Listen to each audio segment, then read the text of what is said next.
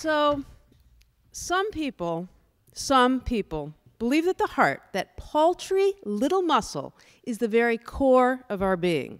But my friends, we here in this room know better. We know that the singular, most vital place in the human body, the engine of our existence, the very center of our soul, is the mouth. From our very first breath to our last, this is where everything worth anything happens. It is our joy, our sustenance, our raison d'être. For without it, not only would we shrivel up and die, which would be bad enough, but worse than that, way worse, life would be about as bland as cafeteria cream of wheat. And we all know how bad that is. From the very moment we are squeezed out of the womb, our first cry, our first breath, our first really good scream at our mother, via the mouth. Put to the breast, we suck or we die. Then we swallow, we gurgle, we coo, we lick, we taste, we talk. Eventually we whistle, we whisper, pant, yell, grind, and snore. We smile, we frown, we laugh. We zip our lips, bite our tongues, brush our teeth, massage our gums. We kiss. Oh, do we kiss? And we know where that leads, back to another baby squeezed out of the womb. Anyway, let's just say that the mouth is a very busy place. Just as the kitchen is the heart of every home, so is the mouth the center of every being. Yeah, biologists, physiologists, anatomists think that the pleasure center of the body is elsewhere. But clearly, they've never eaten at HotChocolate or Blackbird or had a really, really good glass of wine. Otherwise, they would know that the true center of pleasure in the body is between the mandibles and not between anything else. Oh, the mouth, the fireworks that can be found there. I mean, 100,000 taste buds cannot be wrong. Just think of it. The bliss of a fresh brioche, the ecstasy of a silken mousse, the sinful pleasure of a simple summer strawberry. Euphoria. And as with most intense pleasures, yes, we can go it alone. But most often, we crave a companion and a mutually satisfactory experience.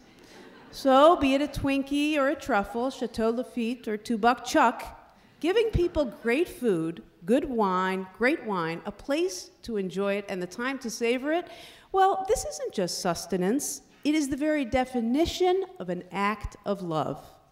And by this standard, this morning, I have the incredible pleasure and honor of introducing to you three of Chicago's greatest lovers. Mindy Segal, Paul Kahan, Alpana Singh.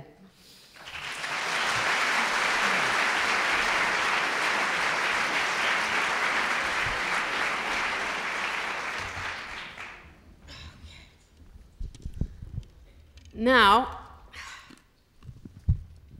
feeding people and creating I mean, a great meal is composed of so many elements. The food, the wine, the conversation, the setting. But, of course, it's called the perfect meal, so I have to ask, what makes a meal perfect? And is there any such thing? Mindy, I'll start with you. I should actually go last. I'm the pastry chef. Wow, that's a tough question. I only have a couple minutes, so I'm going to have to be quick. Are you asking for me or what I think professionally, or? Well, a little bit of both. A perfect meal for me professionally is knowing how to progress perfectly throughout the meal and throughout the evening. So taste-wise, or? Yeah, taste-wise and flavor and. Mm-hmm. Am I saying it right, Paul? Can you help me? I can early. help. I'm sorry. Well, for me, in all honesty, there is no perfect meal professionally. Mm-hmm. And I bet you Mindy would say the same thing, because part of being a wonderful chef is being a perfectionist, and as we know, nothing's ever perfect. So I torment myself. I think in the 13 years that Blackbird's been open, there's been one time where I've looked at the menu and said, yeah, this is right. I like this. So professionally, it's a struggle. I mean, there of course are tastes that I love. Elements on the menu, a new dish that a cook brings to me that I just am ecstatic over. the plate visually, taste-wise, you know, where it connects with my soul. That's the most important part. For me, it just feels right. It's not too fussy. The flavors all work together harmoniously. That's kind of the way it works for me professionally. Personally, you know, I'm sorry to say that it's really, for me, mostly about the person that I'm with. Oh, okay. You know, all my greatest meals have been in the mountains with my wife. You know, a simple you know, our first day on the Appalachian Trail where I make a simple pasta with some fresh zucchini and some herbs and a little Parmesan cheese. Yeah, wouldn't we all like to be on the trail with him? Well, you can do that on the first couple days because after that everything is freeze-dried. So 2 days onto the trail, you know, you can still have a really nice meal and maybe you lugged a little half bottle of wine or something. So for me, that's, you know, the sun is setting over the ridge and that kind of, you know, someone you love. You know, it's back to sort of something that Alice Waters said early on for me. It's really a big part of the experience. It's not so much about the food. Of course, the food is a major focus and the taste is a major focus, but it's really communicating and connecting with the people that you're with. So that's crucial for me. I couldn't have said it better. Alpana, what about for you? You know, it's funny. Being a sommelier, I think people really sort of, you know, obviously we're connected to wine, but most of my colleagues, you know, and myself included, I think we're first and foremost in love with food. And we are sort of that bridge to the kitchen. We spend a lot of time in the kitchen, you know, conversing with the chef, talking to them, saying, okay, what's this dish, et cetera, et cetera. And we try to relay that to the customer and try to find the wine that's going to be that quote-unquote bridge. And so when I think of a perfect meal, I'm thinking about all elements sort of in sync and everything is just sort of singing, and absolutely what Paul said about, you know, the company that you're with. But I think for me, when I think about, even if it's a tuna melt with Diet Coke, which I know is an oxymoron, but with bacon in my tuna melt, but I think about satisfying the desire for the moment. And I think if that desire or that carnal craving that I have, you know, sommeliers are very much of the flesh. You know, we are all about satisfying, you know, a craving, and we want to experience all that there is, you know. And so I think for me, when I have, like I said, either whether it's tuna melt or if it's a beautiful degustation, it's about what I'm desiring at the moment. And if that sort of craving has been fulfilled, then for me at that moment, that is the perfect meal. Let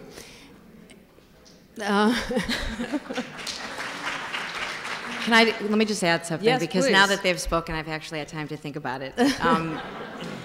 I want to just talk a little bit about in my professional setting in my restaurant, and I think for me, and of course I totally agree with Paul, that there's never anything is perfect, and I think that's what makes something perfect. But I think that my goal in my restaurant is to try very hard to exceed all of your expectations of what you think a perfect meal is, and what you think your experience should be in my restaurant or in anybody's restaurant. And for me, that's a challenge, but it's also very rewarding when I achieve that. And nothing is better for me when I see people in my restaurant enjoying themselves, and the restaurant is bustling and people are eating and they love it and they thank me and they're so happy, and I really feel like then I've totally exceeded their expectation. I think that's very important. And is there any... And that's not taste. Right. But it could be. Is there any... If you had to have a standalone perfect, is there any one thing, a wine, that if you're just going to sit down and have one glass of wine, what you would consider a perfect glass of wine, or a food that you feel like as a chef is a little bit of a, you know, perfect is not maybe the best word, but an essential, it's all there kind of food?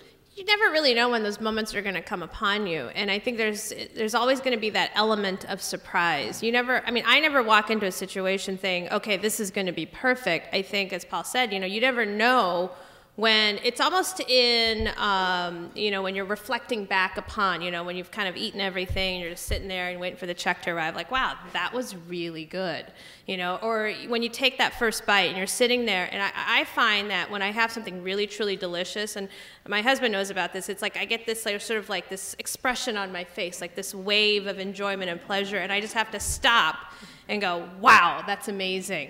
And you just realize, and what really makes it awesome is that when you're in that moment and you're experiencing something that you're going to remember for a very long time, you just kind of want to stop and just kind of drag it out. Because you're like, this is something that I'm going to remember for a very long time. When somebody says, what was the best pork chop you ever had or whatever, like, this is it right now. And I'm experiencing it right now. And I'm going to think about this moment 20 years from now, but it's happening right now. And so, you know, but you just never know. It just springs upon you. Mm-hmm. I mean, for me, that there's so many things that fit into that category. You know, I'm thinking right now, last night at work, I had this farmer deliver almost a 600-pound pig to the restaurant, to the Publican, that was, it's from a very well-known cheesemaker in Wisconsin, and they fed the pig only whey. So it's a whey-fed, huge pig, amazing, like the fat cap on the loin is about 8 inches. Wow. It's going to be amazing, and I think, wow, that's going to be perfect when we cook it. And then on the other hand, I think, man, this season I've had some apples that are just the exact perfect tartness and sweetness and super firm and refreshing and delicious, and so they're absolutely different ends of the spectrum. I mean, you mentioned the strawberry. I mean, at the market in the spring, I eat 100 strawberries a day, walking around just popping them in my mouth, and when you find that one that's just, you know, the all-star or whatever the variety is that's just so spectacular, it's perfect in that moment. But over the course of a day in any given kitchen of ours, I think I hit that single taste moment, you know, whether it's a burnt piece of bacon that I pick off the stove and eat. I'm always accused of eating burnt bits off the stove, and sometimes I spit them out because they're incredibly disgusing, but sometimes they're just not that burnt, and it's perfect. I'm with you. But again, then there's that peach, you know, that white peach or that nectarine that you eat, and it just oozes out, and it's a beautiful summer day, and you're in a good mood, and you know that has a lot to do with it. And food, my wife always says, like, you eat really fatty food, it's a mood changer. We'll be having a nice meal, and she'll eat something and say, wow, that was a mood changer. It just attacks your body. Peach, on the other hand, is like you don't want to go to sleep. You want to go out and play. Yeah. So it's just different stuff, different times. Yeah. What about for you, Mindy? Well, I think it's interesting because I think we all have different taste buds, and so everybody's opinion or thoughts about what is great. I mean, you know, Paul just brought up a white peach, and I mean, even though white peaches could be so great and so beautiful when they're ripe, I don't like white peaches. They're too sweet for me. They're cloying. Come on, and Mindy. so, no, seriously, I'm serious. Haven't you seen that episode of Seinfeld? But you know, I mean, you know, and I like overripe bananas, and some people like bananas that are you know, green. And you know, when for me, like when I eat like that perfect strawberry, I think to myself, like, how can I bring this back to the restaurant and create a dish that tastes just like putting a perfectly ripe strawberry in your mouth? And so, you know, but then again, there might be some other chef that would say, how can I add, you know, dextrose to this or something, you know, like, and make this into a freeze-dried strawberry. You know, everybody has their style or their opinion about what is great. And I think that's what's exciting, because also when you're eating with somebody and you're in that moment and you're sharing this experience, somebody could like foie gras and someone couldn't, or someone likes it one way, or someone doesn't like balsamic vinegar, or I might like Cabernet and my boyfriend might like, you know, hoppy beer, and we might be having the same experience but having different opinions about it, you know, and I think that's interesting. So there are so many, I mean, food, of course, has always been a big deal, but in the age we're living in now, there are so many more foodies out there than there ever have been, and your audience, your diners, it seems to me, at least, your experience might tell you something else, but their knowledge has just come up and up and up about food, and I don't know if that makes your job easier or more difficult, and wine as well, where I don't know, is a more educated audience the one you want or the one you don't want? This panel's only an hour. You just opened up the 3-hour question. Yeah, of course we want a more educated audience, but there's different types of education. I mean, Mindy and I were just in back talking about the TV chef phenomena and that whole movement, and I'm sure there's a lot of people in the audience that really love those TV shows. And I think Mindy and I, you know, I'm speaking for Mindy a little bit, you're never going to see us on a competitive TV show. It's just not what makes us tick. I think we're much more purely about food and about cooking and about pleasing people that way. And we enforce our brands by doing great stuff at our restaurants. And I think there's one camp of people that, oh, you're on TV, aren't you? No, I'm just teasing. That's a really, it's, that's a show. I mean, the sensationalism creates a lot of problems, and it creates a perception of restaurants and of food that I don't think are true to life. That's one end. The other end is food culture in America has taken leaps and bounds, you know, from the organic farmers market to a culture of young people that really want to get in kitchens and cook, to families that, you know, are going back to the table and dining together and communicating together. You know, schools are a problem, something hopefully that we can solve, you know, food, you know, for people that are in their developmental stages. But that growth in food culture is absolutely what we want in restaurants. You know, people that know more, people that are more interested in seasonality, that are more interested in sustainability, all things that help people that want to run a restaurant that's kind to the earth do a good job at it. Mm-hmm. And, you know, for me, that's one of my first credos in the business, is to do things with a conscience, you know, to treat people well that work for me, to treat purveyors well, to treat the earth well. And it's believe me, it can be a struggle to do that and make money. You know, like when, where was I the other day? Somebody said, I was serving at an event, and someone said, "Is this all organic?" And I said, you know, a good portion of it is, but if I served all organic food, I wouldn't be in business. Right. It's impossible. I mean, I'd love to. There are times when you can and times when you can't, and I don't think people open up their mind to a concept like that. But that's my take on education. You know, people becoming more astute about food. I think it's amazing, and I've seen it in the 25 years or so that I've been professionally cooking. It's people have come leaps and bounds, as has the cuisine in our wonderful city. I mean, I think Chicago is one of the most incredible food cities in the world. And I agree.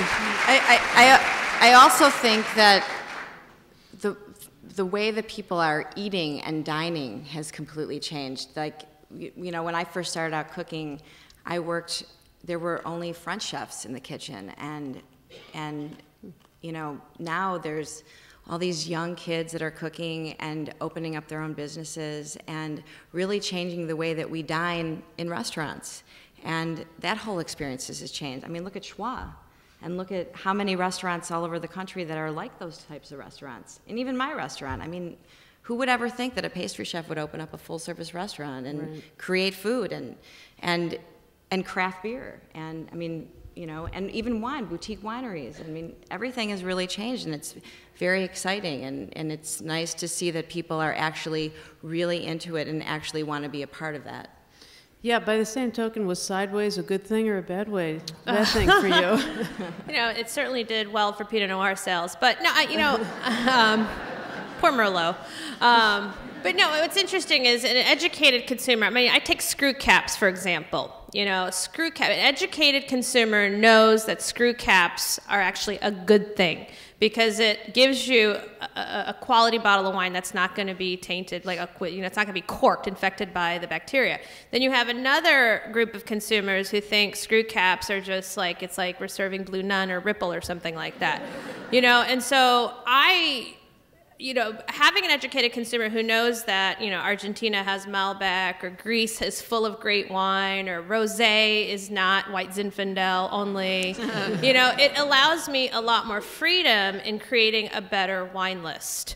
And so when I have consumers that, you know, travel and they pick up, or, you know, it's really more, I think at the end of the day, for me, the best type of consumer is one who's willing to experiment and get outside their comfort zone and try different things. It doesn't necessarily mean that you have to subscribe to the Wine Spectator or, you know, go to Napa Valley or anything like that. You know, you don't have to like know about the scientific nature of making wine or what have you. It's just having that freedom to just experiment and try different things. And for me, that is the type of educated consumer that I really like to welcome, because I can do Moscow-Filero, I can do Gruner Veltliner from Austria, and it creates for a more dynamic, eclectic wine program. And if we didn't have that willingness to experiment, we'd all still be drinking Kendall Jackson Chardonnay, you know, and not there's anything wrong with that, but, you know, there's just a whole world of wine out there. Mm-hmm. Well, also, I mean, we're,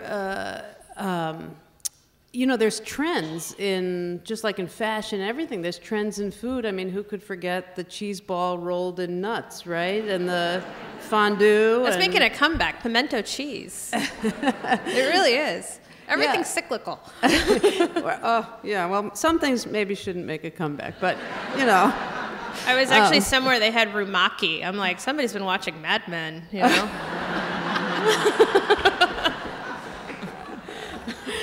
But I mean, is that limiting for you guys when something comes along? I mean, on the one hand, the trend is new sustainability and organics and simplicity, and on the other hand, another trend is, you know, food gastronomy and food chemistry in the kitchen, and you know, there was Nouveau Beaujolais, and I don't know what it is now. So, I mean, are you only as good as your last, you know, fancy trick, or is it difficult to follow the trends?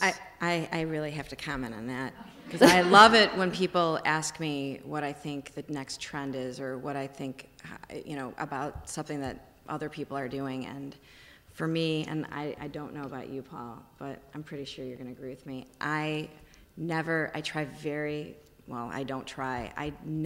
follow trends. I don't even know what the trends are. I wouldn't even know, because for me, I'm in my kitchen and I'm working on my craft, and I'm working from my gut and my soul, I guess, and I'm creating food that I want to create for my guests.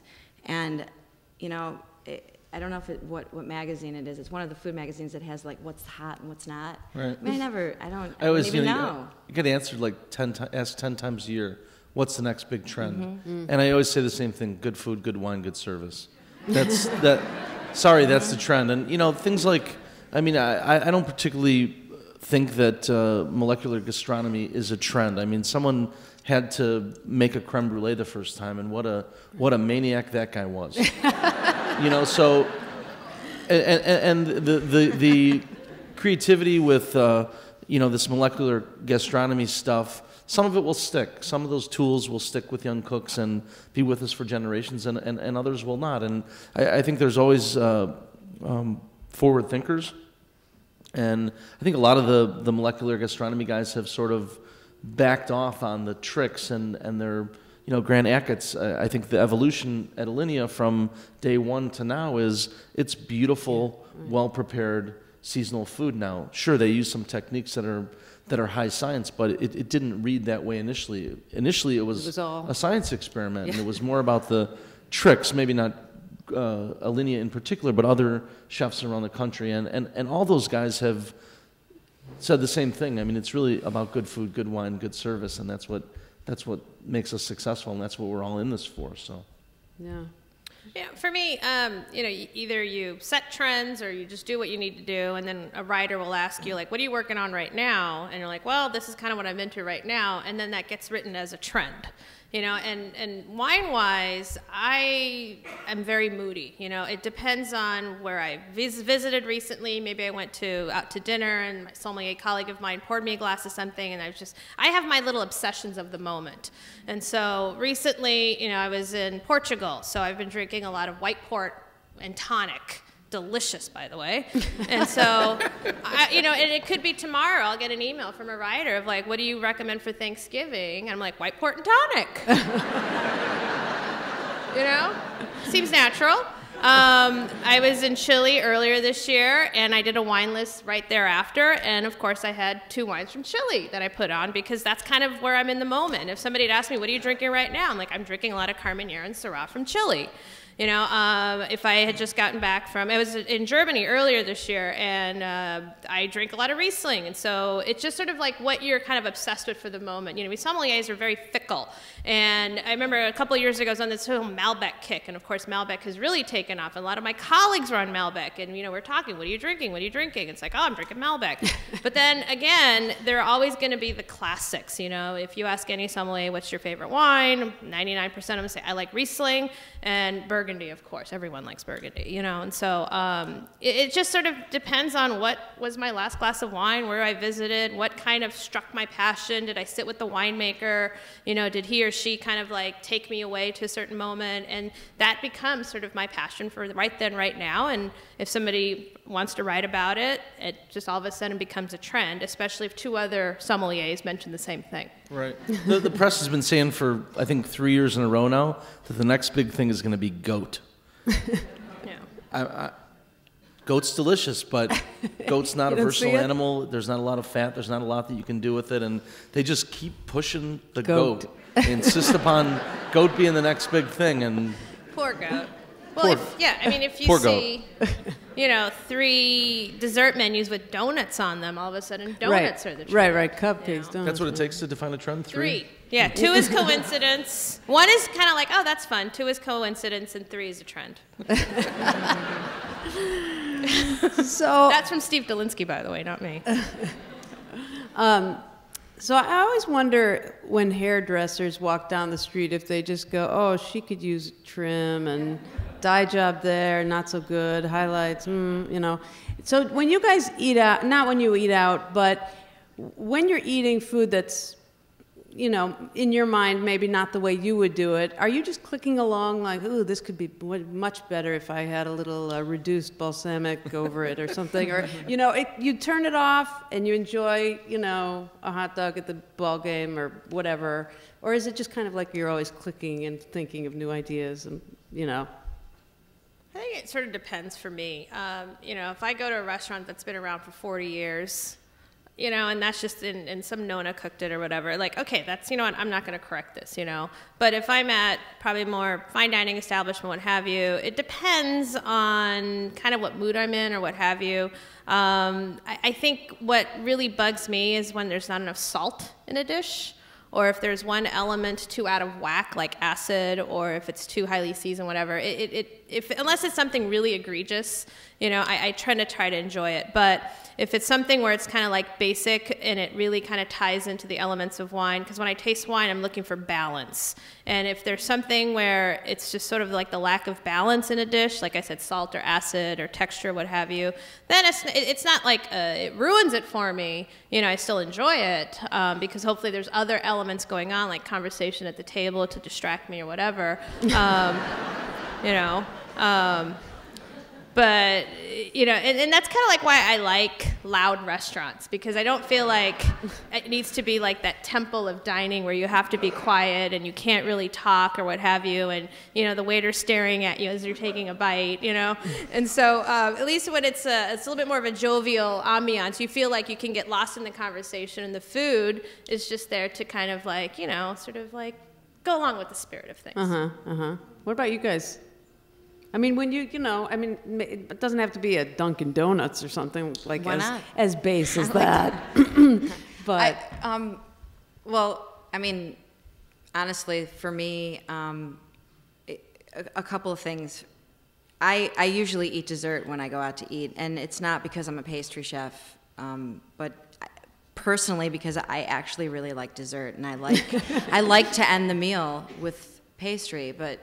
You know, sometimes I like to end the meal with cheese, and because I love cheese, huge part of my restaurant. And I sometimes, I actually more often than not, I eat dessert that I know that I could make better. And I'm sorry. I mean, it's the truth. But I think that I don't why know we if love I you. know I might not always make it better. And for me, I totally agree with you. For me, it's all about balance, and the balance could be in so many different ways. It's texture, temperature. For me, salt is a massive, important part of my pastry. I season like a chef, and or a savory chef, because I am a chef. But I do go to restaurants, and unfortunately, in my pastry world, pastry chefs become pastry chefs too soon, and they haven't worked on their craft enough, and then they start creating desserts that are not balanced, and it's unfortunate with my part of my little world in pastry, and I work on that every day. So I do get inspired by other people's work, but I like candy bars, so I can go down the Walgreens aisle and I can look at a candy bar aisle, and I mean, I always have candy bars around, and snaps and licorice, and they're always hidden because my staff hides them for me because I love to eat them. So, and I try to find them. That's my goal every day, to find the hidden candy bars in the restaurant.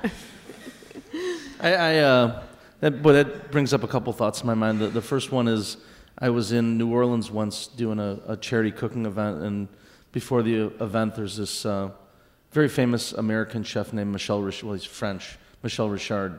He has a restaurant in Washington, D.C., and he's a big man. He's funny.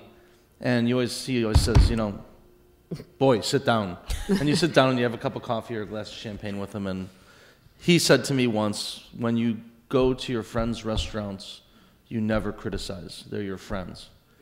And I like that. I like going to my friends' restaurants, and I like eating, and I like trying to take all that, being so analytical about everything and just looking so deeply in everything. I just try to go and have a good time. That's the first thing that I thought. The second thing I thought was, I don't eat out so much in this city because, the practice of, that's Paul from Blackbird. I'm going to kill him. I'm going to send him out all this food. I look at a menu. I'm not a huge eater. I order things. You're not a huge eater? I mean, I love food, but I don't eat giant quantities of food. I order an appetizer, an entree, and a dessert. I don't order for me and my wife 4 appetizers, an extra entree, 4 desserts, and then I feel bad that I'm not eating all this food that's being jammed down my throat. So that was the second thing that I thought. And the third thing that I thought is these guys are absolutely right. I mean, we it's our profession. We look at food, we analyze it. If something's magical and well prepared and has a high tone of acid and richness and all the things that I look for in food, I'm in awe. I think about, wow, how they make this. Could I make it better? Could I make it? All those thoughts go through my head, and sometimes any of them hit. When it's not so good, I just try to, not be coy and not look. There'll be a look. If you're out with other cooks, there'll be the look across the table like, what the hell is this? But we try to take the high road and be gentle men and women, and everyone's working hard. Most people are hard working at their craft, and people have different ideas about what food should be and different interpretations. And I'm far from perfect. Sometimes the food at our restaurants works incredibly. I think sometimes it works well, and occasionally there are total flops. No one's perfect. So yeah. Do you have any good flop stories? That's another question that the journalists always ask. It's funny. What are the trends? What are your biggest flops? For me, when I think back of wow, that was a really bad meal, it had nothing to do with the food or the restaurant. It had to do who I was with. Nothing can ruin a meal like an awkward family situation. Speaking of Thanksgiving, a bad date or whatever, and I used to work at worked at Everest, and we just knew it was going to be bad for them because Everest is very hard to find, and when it was a table, okay, this is the most difficult restaurant to find. They were late. The babysitter showed up late. They were late for work. They had an argument in the car on the way over. They come in with baggage. Yeah. And it's just once your mind frame is set on having a bad time, you're going to have a bad time. And so for me, and I think about, wow, that was a really bad meal. It was not the restaurant's fault. It was my fault or the person I was with or whatever. It was just we were arguing, and it just sours your mood. It's so kind of you, Alpana. It's true. Well, it's funny, you know. It just if you're set on having a bad time, you're gonna have a bad time. So. Well, I wonder if there's actually foods that you could serve going in, knowing, oh, family badness there. Ooh, new lovers over there. You know, best friends in the middle. Like, would you serve them different things if you knew what the situation was? Well, you know, it's funny. I could figure out how long a couple had been together by how they ordered wine. Ooh. And so... Do tell. Because, you know, if it was like a first-year anniversary or 2 years, less than 5 years, the man always had the wine list. It's like, well, I like to drink Cabernet. I like this. I like that. And then you look over at the woman, she's like... You know, she's like so proud, you know. And then if it was like a 10-year anniversary, it was, well, we like to do this, and we've been to Napa, we went on vacation here, and the woman's like, yeah, that was a really nice time, wasn't it? 20-year anniversary, the guy's got the wine list. It's like, well, she hates Pinot Noir. It's something about the acid. She definitely does not like Chardonnay. It's like, yes, I do. I just don't like oaky Chardonnay. You never listen to me. And then, like 40-year and beyond, the woman has the wine list. The man is just like completely checked out. You know, and she's just going on and on and on and on about the grandkids. Are you married? Oh, you know, blah, blah, blah. And the husband's just like, for God's sakes, would you just order something? You know.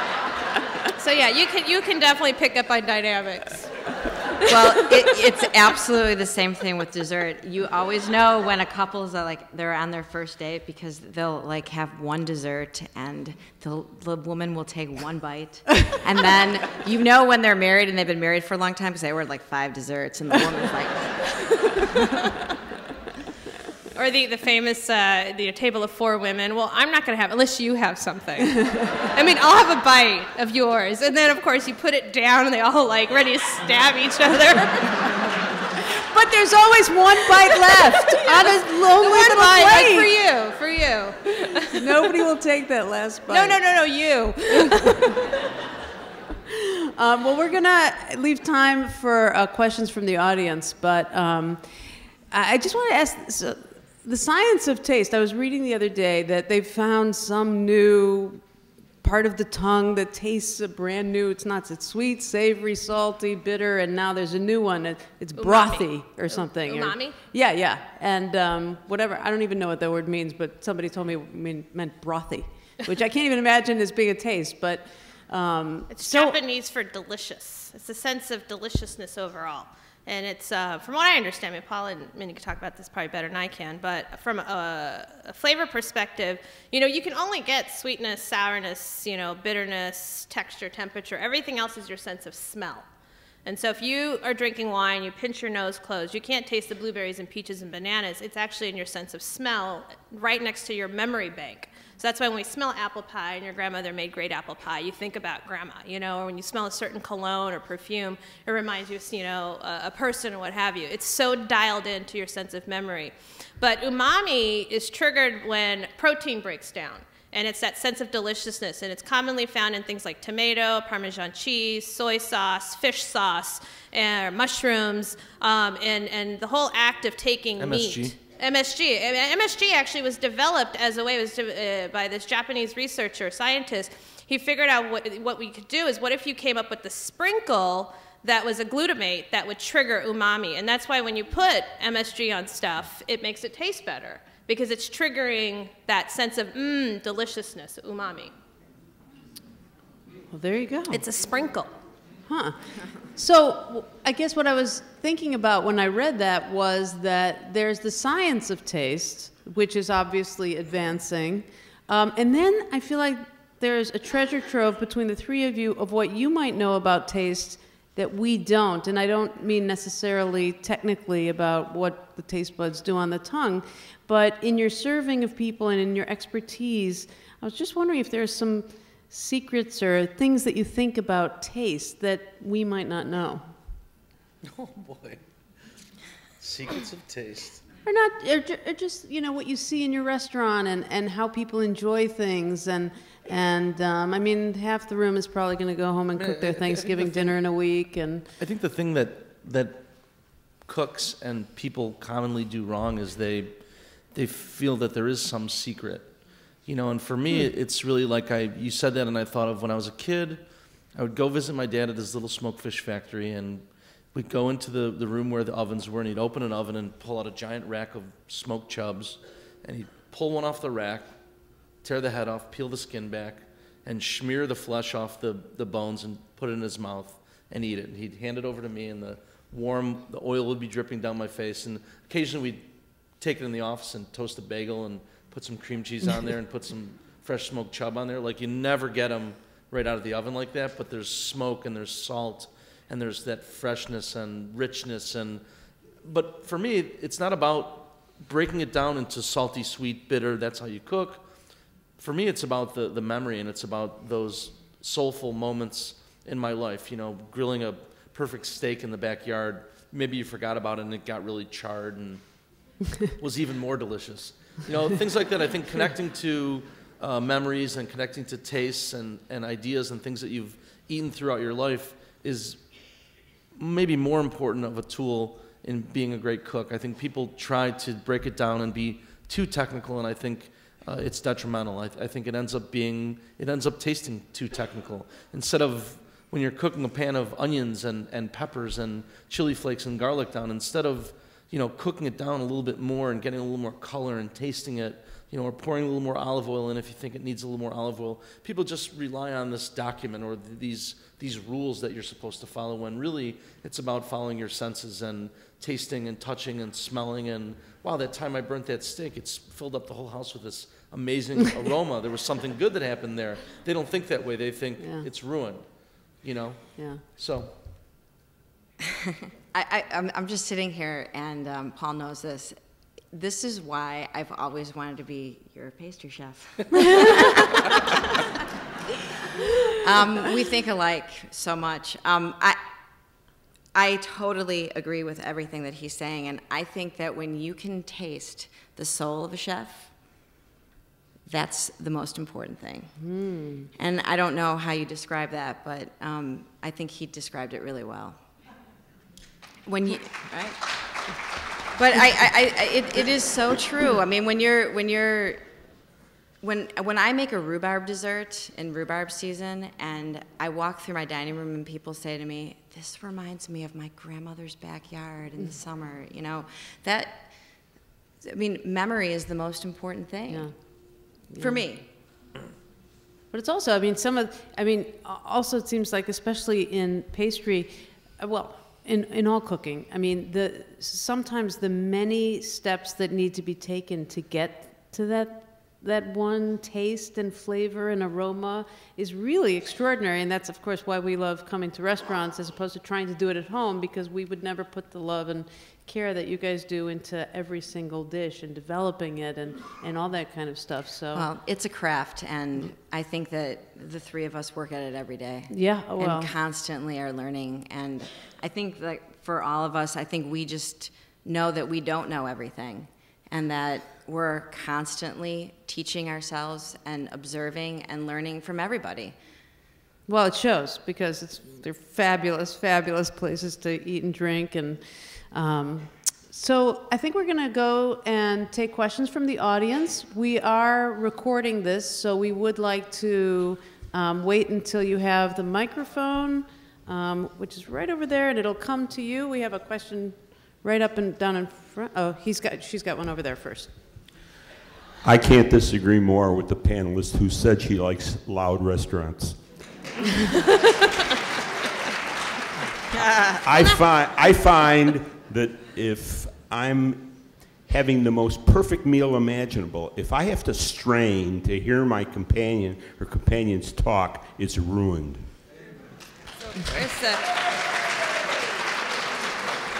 I don't mean loud to the point where it's like you're screaming and losing your voice. I think, to clarify my comment, there's a difference between restaurants where you walk in and it's the silence of a church, and you feel like you can't have a good time, versus restaurants where, yes, I agree with you, where you have to scream. So maybe not loud, maybe like boisterous or jovial, where you feel like you can have a good time. You don't feel like you're, you know, on your best behavior.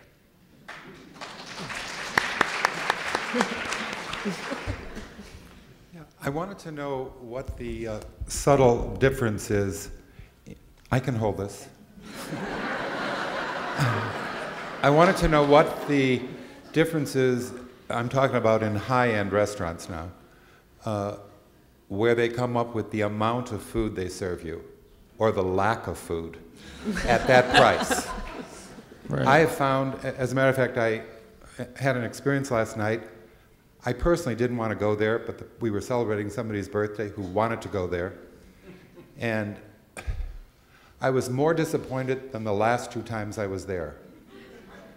And I kept thinking about the bill when I got home, and I thought, you know, this is outrageous. Right. That they get away with this. Hey, you're looking right at me. You weren't at Blackbird last night, were you? No. Just checking. No. I was at RIA, actually.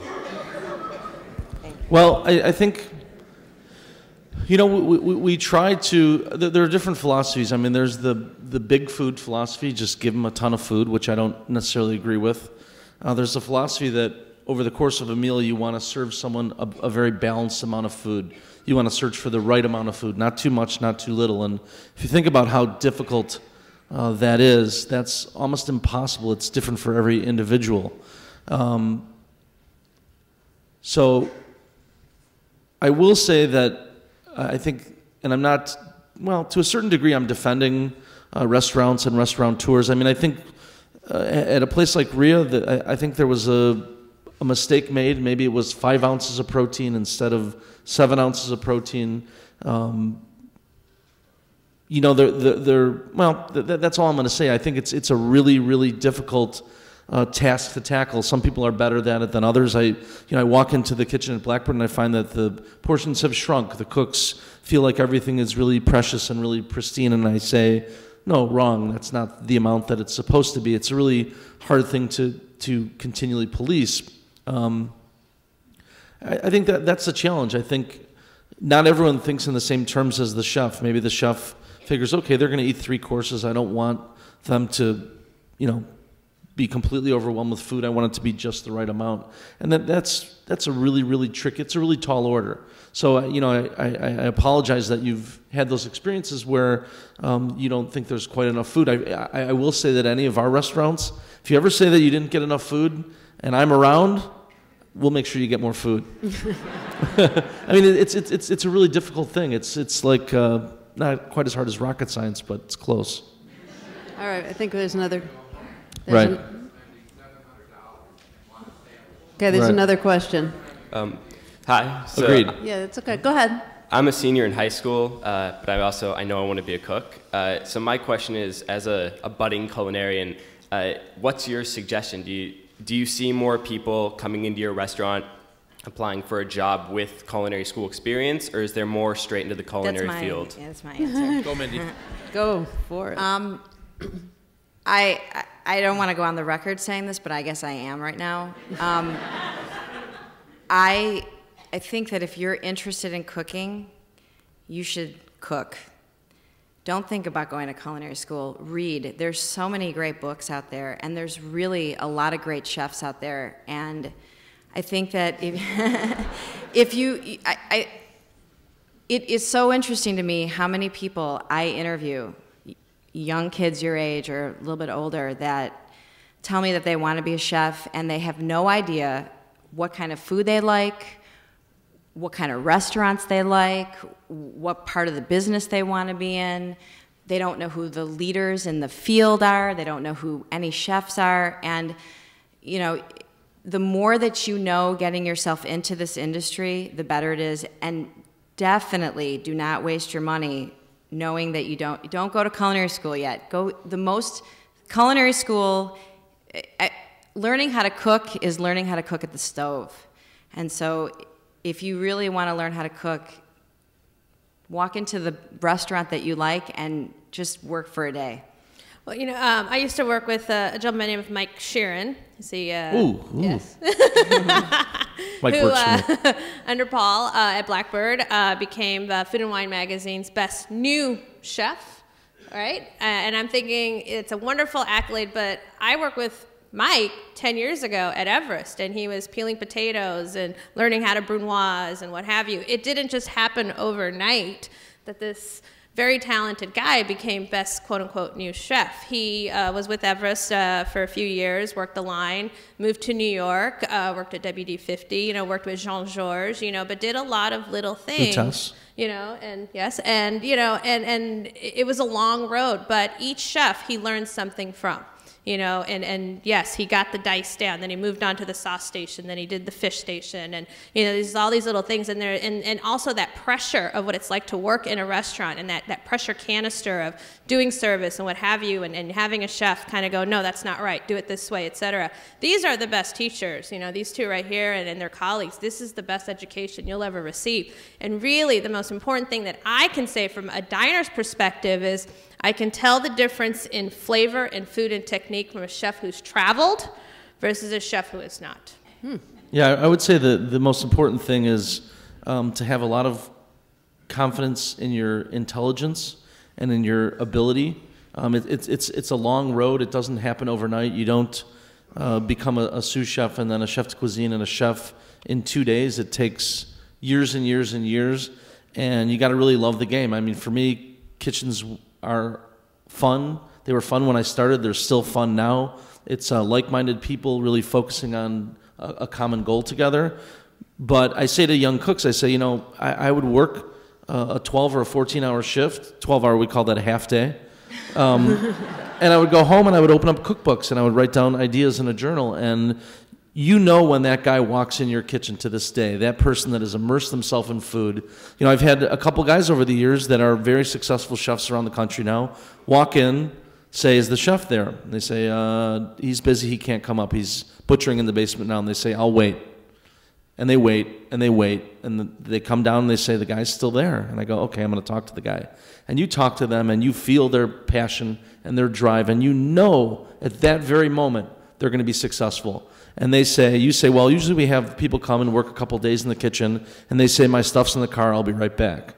It's about focus and determination, and like I said, it's a miracle. That person that goes to the best culinary school and spends $80,000 and comes in your kitchen, that moment I could say, they're going to be in this field for another year, maybe two, and then they're going to do something else because they do not have what it takes. On the other hand, the young man or woman that walks in the kitchen and you feel their passion and their excitement and their eyes are open, they're like, what can I do? I want to learn that. I'll come in early to do that. I'll work for 6 months for free, you know, and live off my savings. I'll do whatever's necessary because I love what you're doing. I'm passionate about it. And that is the person that will, in the long run, make a lot of money and be successful because they're willing to make sacrifices and they're willing to, you know, it's a craft. You got to learn it and you got to be excited about it. Okay, let's take a question in the back. Hi there. Thank you again, and wonderful talk this morning. My question is about the Michelin stars and the awards that everybody receives. I mean, there seems to be such an emphasis on it, and as you know, somebody that loves food, I don't quite get it either. I think I like what you all talked about, and when we go for experience, my husband and I, it's really about the food and everything else, but it seems to be this. What emphasis are you talking about? Well, it's the pause that your community does in regards to when these things are being announced. That's the bad part. Well, and it's almost like, is this all this worth it from us from a public standpoint? Well, the Michelin, is it something professionally? Yeah. The Michelin's only recent to Chicago.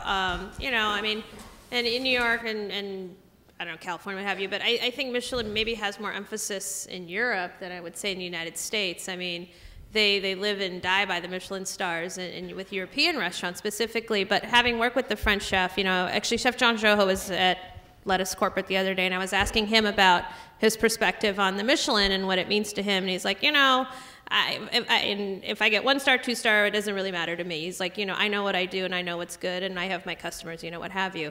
You know, but I think from a European sensibility, I know a lot of Chef Joho's colleagues don't want 3 Michelin stars because it's too much pressure. You know, I mean, it's a huge expense to be able to carry through a 3 Michelin star. They're very happy being 2 or maybe even 1. You know, and so I think it's kind of like having a grand award from the Wine Spectator. You know, you have to have 1,500, 2,000 wines on your list. You really, really want to have that sort of, you know, inventory and expense to be able to carry that through. Whether it makes a difference to the diner or not, who knows? I mean, I think each restaurant has its own sort of vibe and what they're trying to offer. And just because you're not a 3-star Michelin's a certain standard. You know, it's Bernardaud China, Riedel Crystal, Christoffel, you know, like tablecloth and arms on your chairs, and the chairs can't break the tablecloth, you know, flowers on the table. Are you looking for that type of a dining experience? And just because it's not 3 stars, does that mean that's not what you're looking for? Sometimes you just want something where, like I said, you can be yourself and have a good time. So, you know, I guess it sort of depends on the person that's going to be chasing the 3-star Michelins. You know, those are also very expensive restaurants, and just because it doesn't get 3-star Michelin doesn't mean it's not a, you know, good restaurant. It's like if a wine doesn't get 100 points from Robert Parker, is it a bad wine? No, it's a perfectly decent bottle of wine, and I almost seek out wines that Robert Parker has not rated well because it's probably more drinkable and, you know, not so high in alcohol and what have you. So, like I said, you know, it'll be interesting to see what happens next week, to see how seriously we you know, the audience out there takes the stars. But I have a funny suspicion, just because they announced the Bib Awards, what have you, and it's just created, you know, a lot of hullabaloo, whatever. But, you know, I think at the end of the day, we know what our restaurants are here in Chicago. We know what's good. We know who we like to go to. And I think Chicagoans, if anything, you know, we don't like to wait in line. So, you know, I'll tell you a real quick funny story about Michelin and about. I mean, it's like any kind of criticism. It's subjective, but the gentleman who you probably see his picture in the press now because he's stepped down as the head of Michelin worldwide. His name is Jean-Luc something or other, French guy. And towards the end of Michelin's stay in Chicago, you know, we had his picture up in the basement at Blackbird, just because, you know what, it's a business move. You want to, if you know, you can make sure every detail is perfect, and if we get a good review, it will bring us more business ultimately. Do I think it means that we're a better restaurant? Not necessarily, but Jean-Luc was in town, and one of the last days that he was in town, I was at one of our other restaurants, and I got a call from the hostess. The Michelin guy's having lunch with 3 people at Blackbird. Drop everything. I go over there. At that point, they had let it, you know, it was known that he was stepping down. So my business partner and I kind of tentatively approached the table, and we chatted a little bit, and they seemed like they were enjoying their lunch, and they asked us some questions, and they said, you know, you guys have this cocktail place, the Violet Hour. We want to go there for this particular cocktail that we could only get in San Francisco many years ago, and do you make that? And we said, yes, we make that. And I said, you know, if you're over there, don't go to the junky taco place across the street. That's our taco place. I was just kind of joking, and his eyebrow went up, and he said, tell me more about this junky taco place. And I told him about it, and I told him that we take a lot of care, and that I'm really very proud of how good the food is there and how cheap it is. And that was where I left it. And when I had gotten that call, I was actually at Big Star, and I left my bicycle there. So my wife came to pick me up later that night at work. I was at another restaurant, and we went over to Big Star. So it was a rainy night. I think it was the first night of the first Bears game. So I was going to get my bike and throw it in the back of the car, and I walked in the front of Big Star, and it was a surprisingly quiet night in there. And I walked in the front door, and the girl at the front door said, the Michelin guy's having dinner at the bar. And I went up to him, and I said, how's it going? And they said, we are so excited. This is the best food we've ever tasted. You can't get food like this in France. We're eating everything on the menu. And they were halfway down the menu. I went across the street. I got the cocktail they wanted. I had it made. I hand-delivered it back to them. But here's the director of Michelin, you know, saying this is the best food I've ever eaten. You can't get food like this in France. So it kind of puts the whole thing in perspective. You know, what does it really mean? $2 or $3 tacos or $100 or $300 tasting menu at Alinea? It's all food, and it's all how it touches you, and that's really what matters the most. So stars or not, bib or not, I don't think it matters.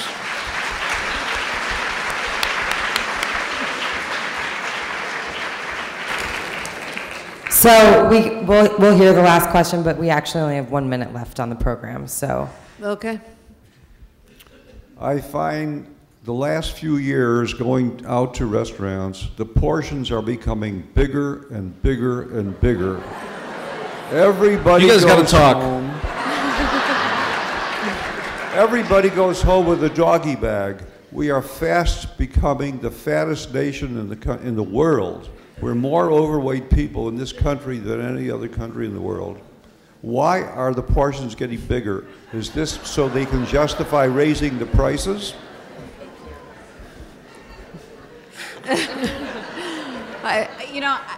I think it's so interesting because we just heard another question that was completely the opposite of yours. And the interesting thing is that everybody's perception of value is so different. And I don't see that the portions are getting bigger. I think it really just depends upon the restaurant and where you're going. And I think also just when you find some place that you love, that's the place you should be when it comes to a restaurant, because if the place and your perception of value. Yes, absolutely.